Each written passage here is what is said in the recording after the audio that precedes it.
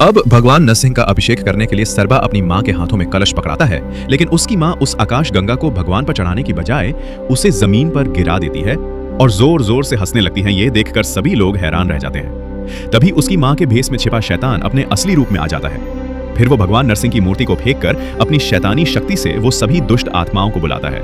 वो उन्हें गांव वालों को मारने का आदेश देता है, जिसके बाद वे सभी दुष्ट आत्माएं गांव वालों के शरीर में घुसकर उन्हें मारने लगते हैं। तभी शैतान अपने लोगों को वो काली मां की प्रतिमा स्थापित करने को कहता है। प्रतिमा स्थापित करने के बाद शैतान मां काली को दिव्या की बलि चढ़ाने ही वाला होता है कि तभी वहां सरभा भी आ जाता है।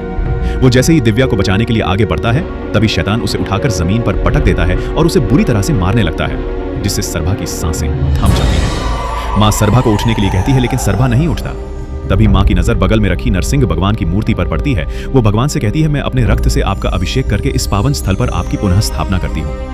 इतना कहकर वो अपना मस्तक जोर जोर से मूर्ति पर पटकने लगती है और बेहोश होकर जमीन पर गिर पड़ती है। इधर शैतान मां काली का आह्वान करके दिव्या की बलि चढ़ाने के लिए तलवार उठाता है, लेकिन बलि चढ़ाने से पहले वो आकाश गंगा वाले कलश को लात मारकर दूर फेंक देता है। तभी उस कलश से गिरी आकाश गंगा की एक बूंद नरसिंह भगवान की मूर्ति पर पड़ती है और उसी समय भगवान नरसिंह सरभा के शरीर में अवतरित हो जाते हैं। अब वे अपने रौद्र रूप में प्रकट होकर समस्त शैतानों को मार डालते हैं।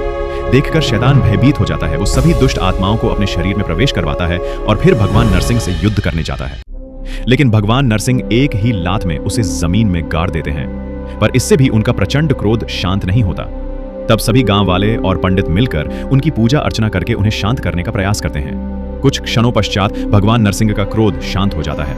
इसके बाद उस स्थान पर एक भव्य मंदिर की स्थापना होती है और गांव वाले श्रद्धा से उनकी पूजा करने लगते हैं।